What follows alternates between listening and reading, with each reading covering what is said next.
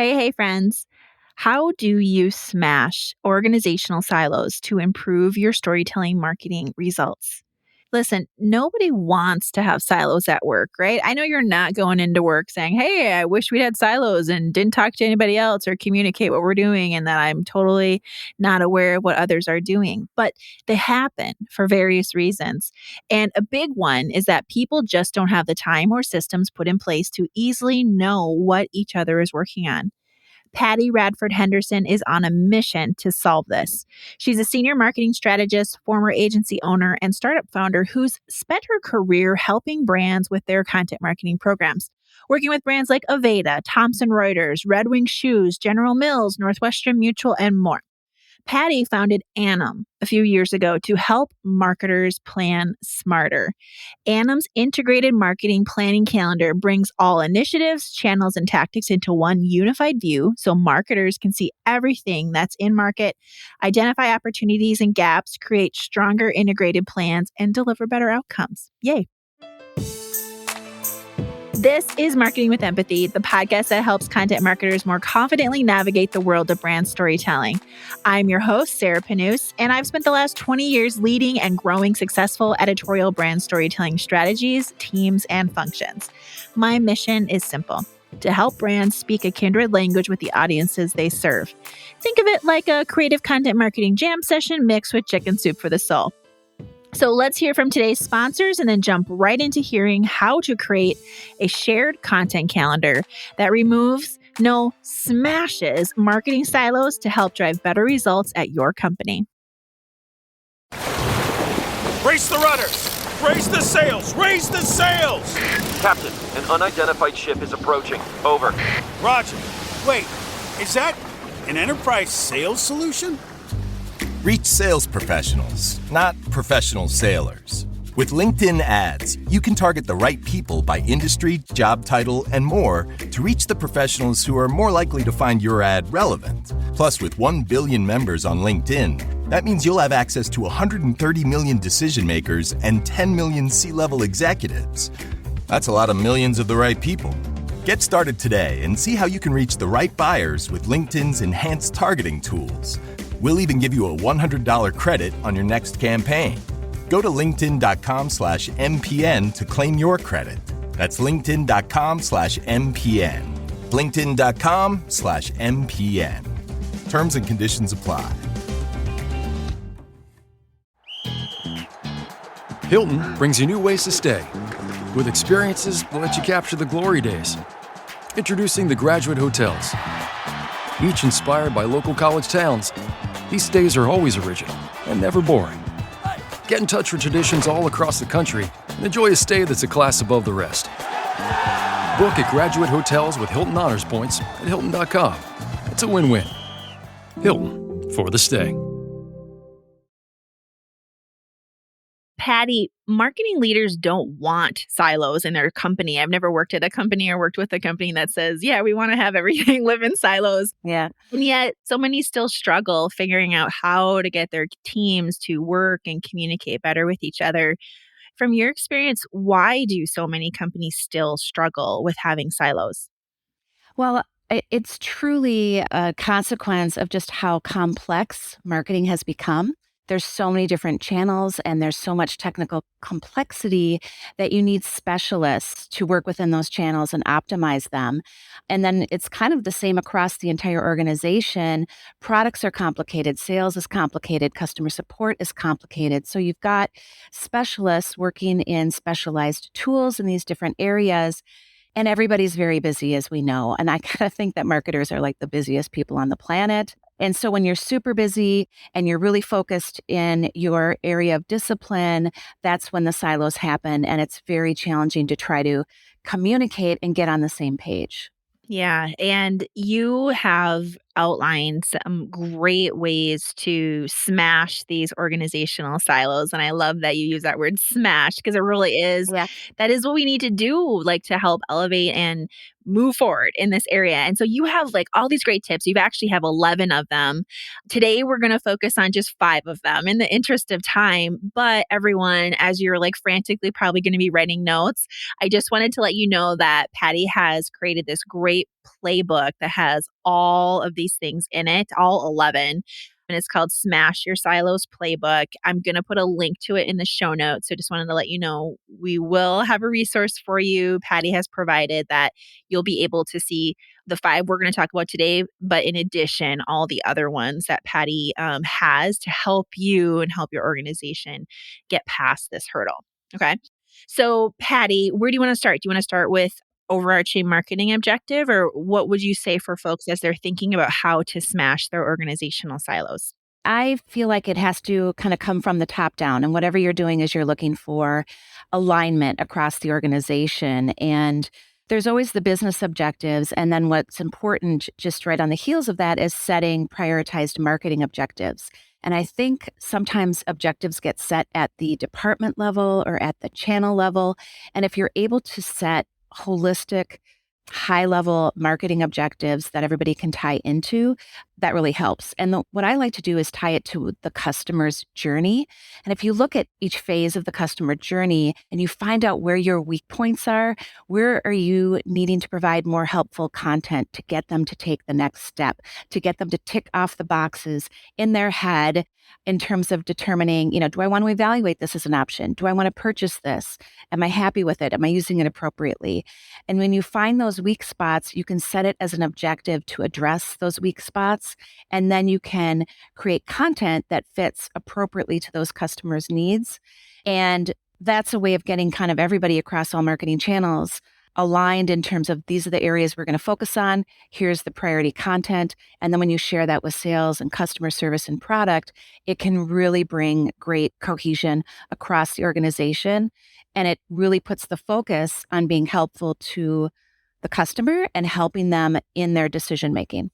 Yeah, I love that because it puts the human first, which is the ultimate end goal of the person you're trying to impact, which is going to drive all of those results that the business wants and all the teams want and all the people want.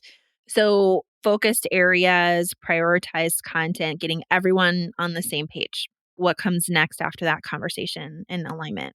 Well, what comes next is within the playbook, you'll see that we work off of an hourglass framework for the customer journey. So it's kind of got that sales funnel at the top where it's awareness down to purchase, but then it flares out at the bottom into an hourglass where now you've got a customer and they're going through use, potential repurchase, and then out through advocacy, which is really the ultimate goal is to build brand advocates.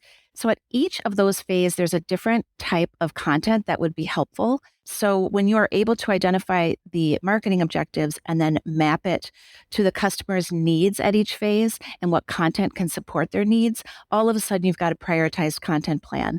And when I, created this kind of content planning matrix and this model, I thought, oh my gosh, this is something I wish I had really early in my career.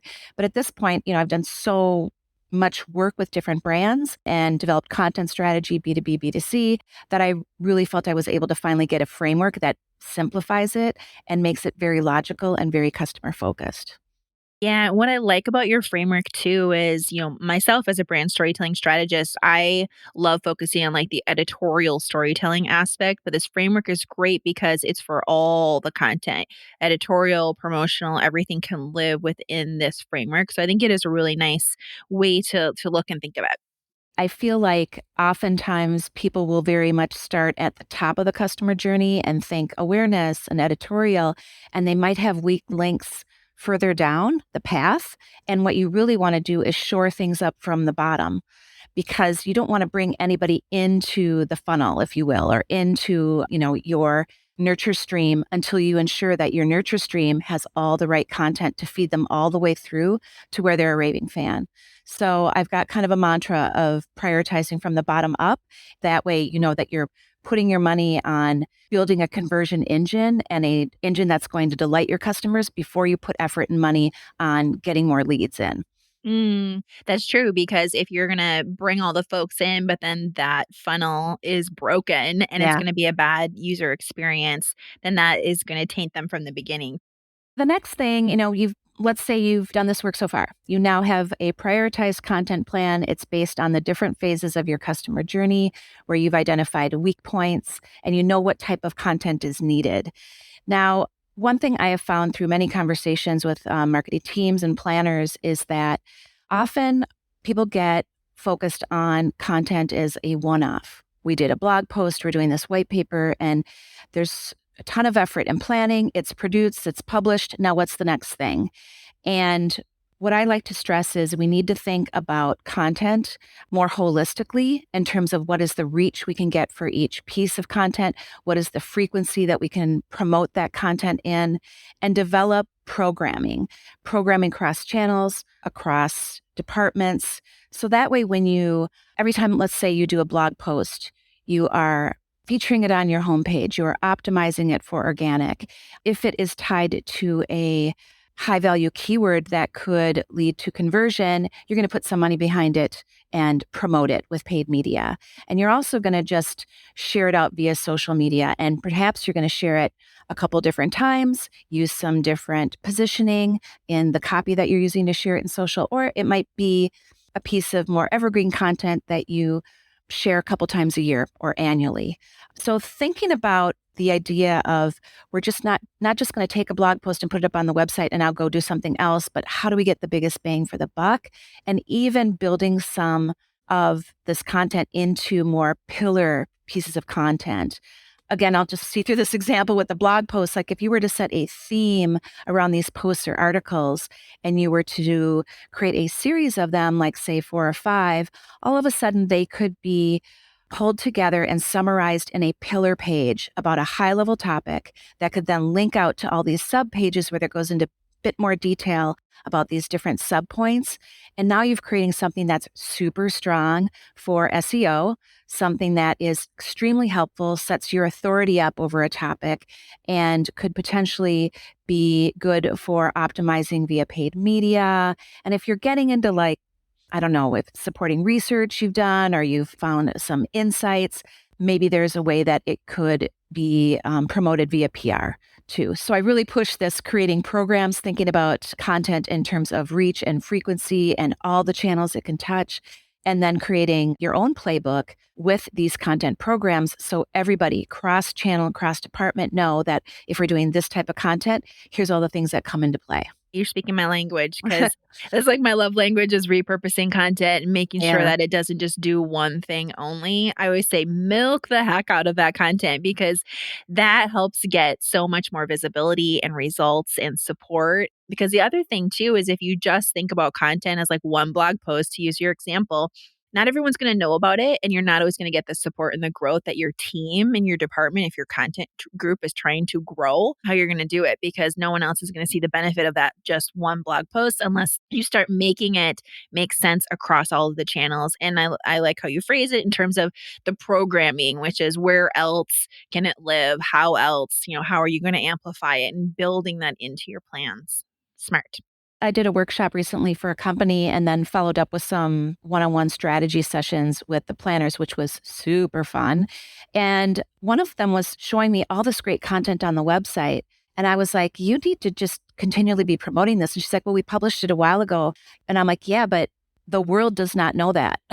The world Yes. has not seen this content. I would take some of the effort you have in continuing to make new content to look at the helpful content that you have and make sure you're building awareness, you're sharing it, you're getting it to people that would find it helpful.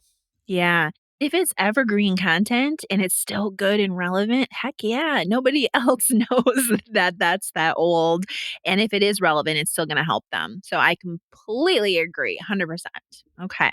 So the next thing on our little list Yes, for today's keep Sarah going. is you've identified the high level focuses, you've identified some content programming. Now everybody is super busy getting their, objectives done, their tasks, their channel running smoothly. So you need to keep pulling everyone together to make sure everyone is on the same page in terms of the holistic customer experience, the integrated marketing plan. So I highly recommend an integrated planning cadence. Besides working meetings to get the work done, meeting on a monthly basis with the lead for every channel and making sure that everybody understands, this is how things performed last month.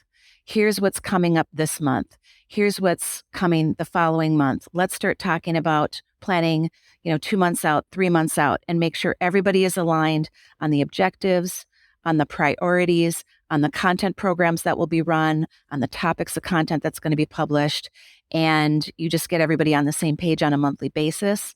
Then the teams, break off and everybody works on their part, but everybody is aligned on the, big picture. And that's something that I've done numerous times throughout my career, is just held that. I really love monthly planning. It just feels like it's got a really good cadence and focus. So that's something that we highly recommend to keep those silos at bay. Yeah. Question for you on that one, because my experience with this too is doing like monthly, like a content advisory board is what I refer to it as, where you kind of have the leaders from the key content teams that are aligning and talking. But one question I have for you is, when you're with a larger organization and there's a lot of people, like there's a lot of different groups and teams, do you have any advice for how to make sure that those conversations stay productive and that people stay engaged? Because what I've experienced is, if the group gets too big, you lose that. You lose some of that involvement. It becomes just another checklist that someone is going to, versus like really coming to like the call or the table to have a good collaborative and alignment discussion. What tips would you have just to make sure that those conversations in those monthly meetings go as well as they can? I really like the approach of EOS, which is the entrepreneurial operating system. It came out of a book called Traction, where they give you kind of a how to run a business as an entrepreneur, and they give you frameworks for running a meeting.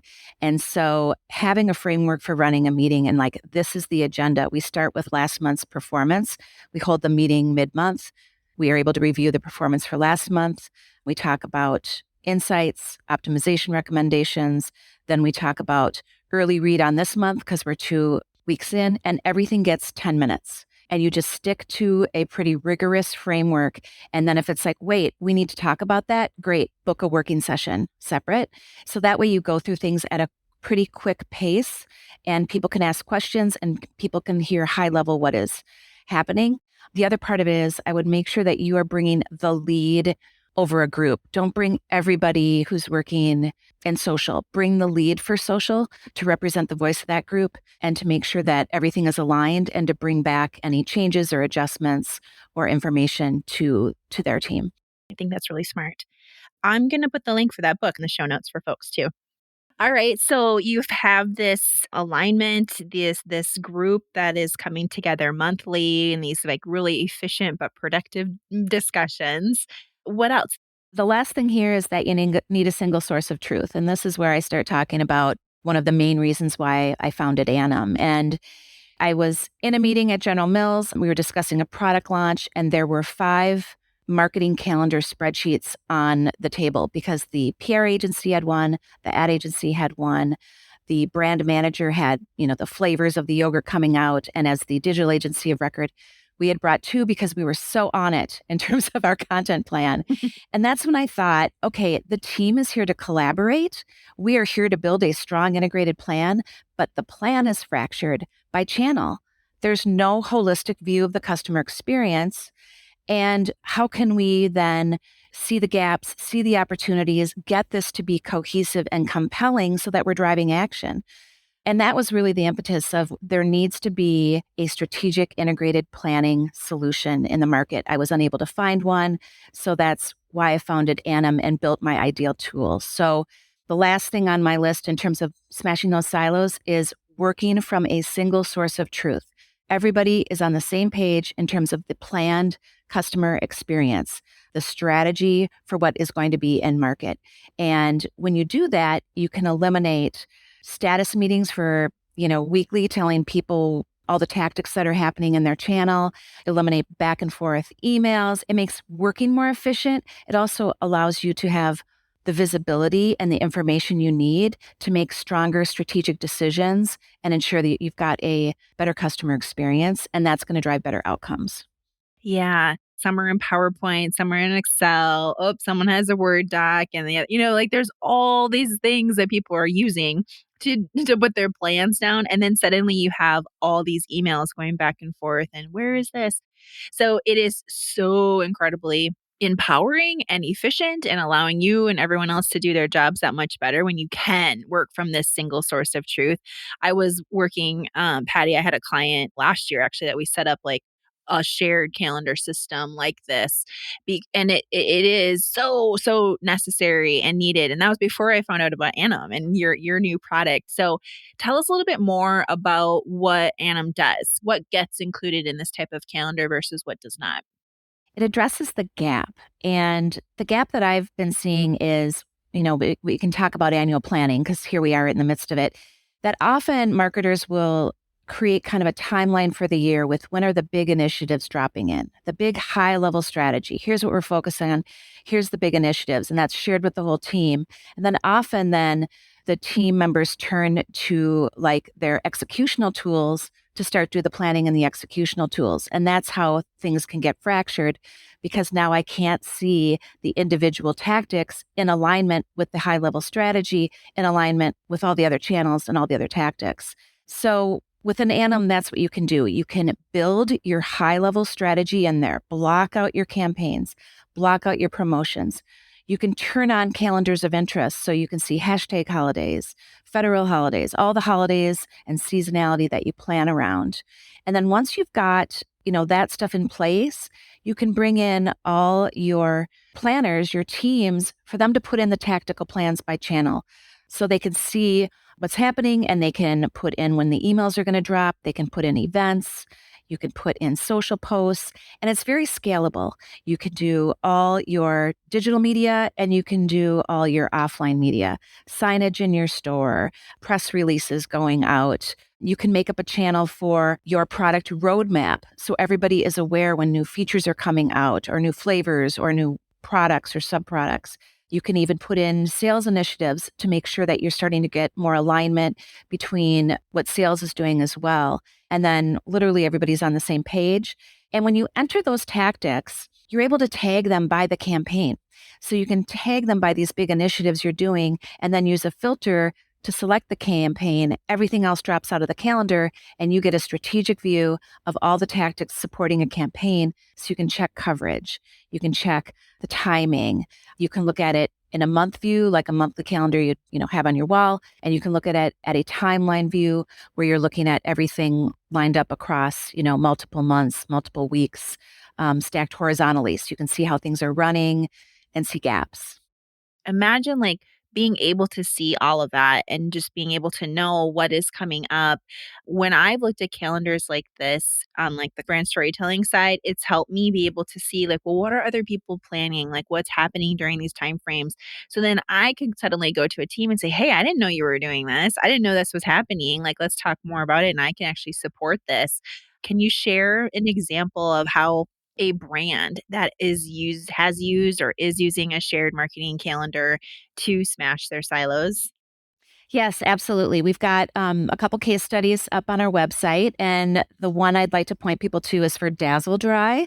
And Dazzle Dry is my favorite nail polish. It's kind of like an at-home gel system where literally you put it on, and if you're giving yourself a pedicure, within 5 minutes you can put your socks on and your boots on and go out the door. Wow. And it is just hard as a gel. Yeah, it's awesome. So their general manager was working with 3 different agencies and his internal marketing team and just was getting a bit frazzled by not being able to see what was going on. Plans spread all over. So he went to his agencies and said, I don't want you to give me your plans in spreadsheets anymore. I'm giving you seats in Annum. I want you to enter your plans straight in Annum. And so I ended up interviewing a couple of his agency partners, and they said, well, we're all on the same page. We have less meetings. We have less emails. We can see what everybody is doing. It's so much better. It's transparent. And from the general manager's perspective, he was like, I approved what we were doing for Black Friday like 3 months ago. I can't remember exactly everything that was happening. And I wanted to do a check just to see if I needed to adjust anything because, everything changes so quickly nowadays. And he said, I would have had to call a meeting and email, and people would have had to pull all their spreadsheets together, make sure they were updated. But instead, I click into Annum, I can see what's in market. Everything looked good. I didn't even need to talk to anybody.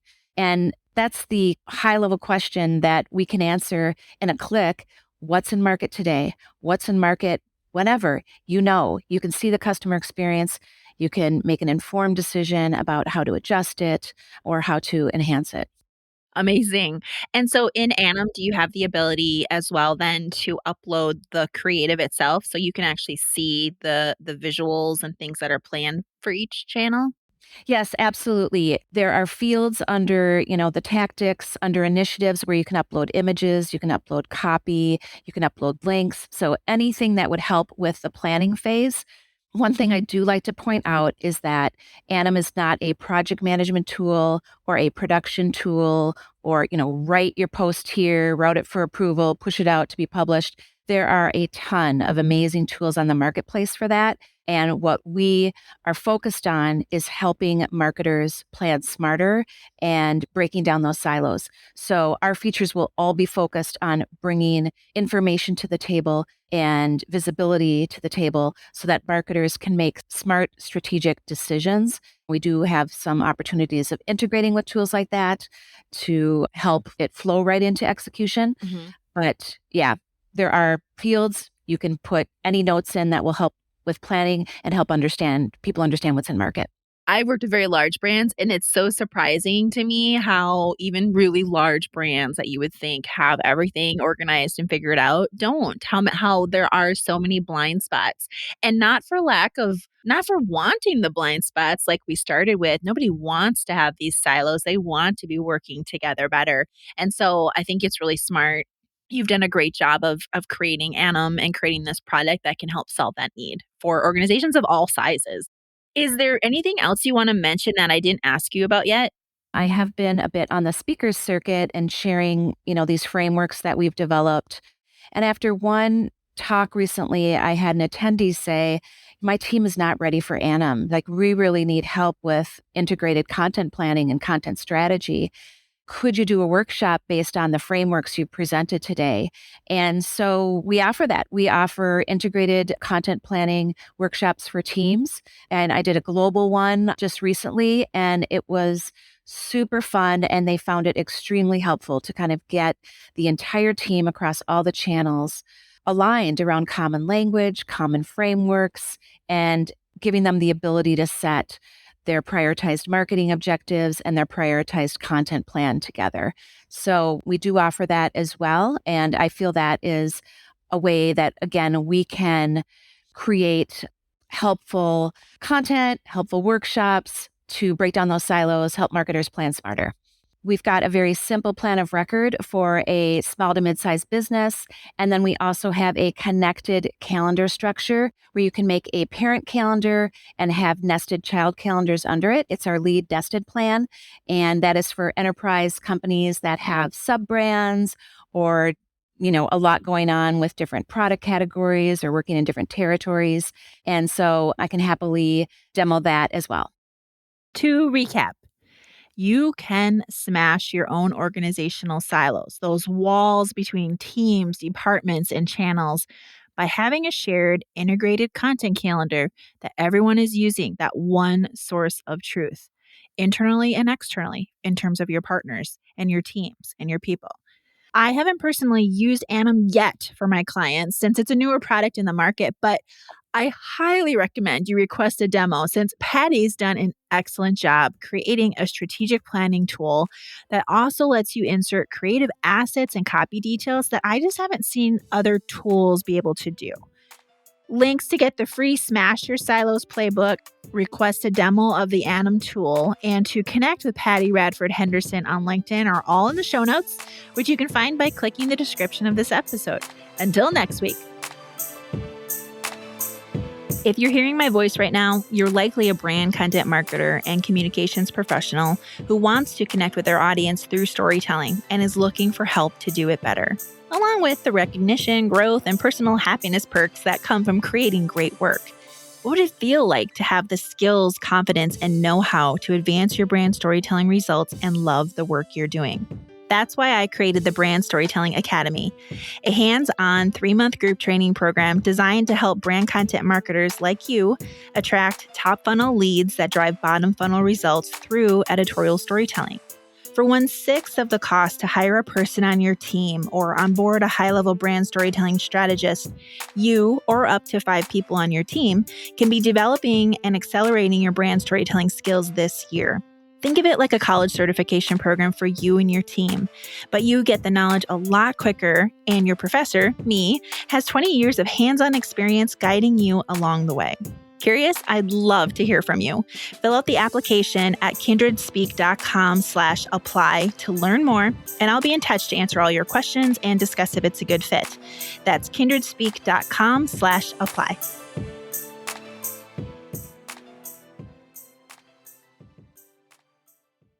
You may know you're listening to this show along the Marketing Podcast Network, but did you know there are other great shows on MPN to help your business? Hennika Watkins-Porter hosts The Entrepreneurial You, empowering entrepreneurs with insights on leadership, business, and success. Hennika, tell listeners what to expect from your show. So we provide innovative business strategies and practical solutions to common entrepreneurial challenges. And where can people subscribe? Find us at hennikawatkinsporter.com, as well as the Marketing Podcast Network at marketingpodcasts.net, or search for it wherever you get your podcasts. You heard her. Go subscribe.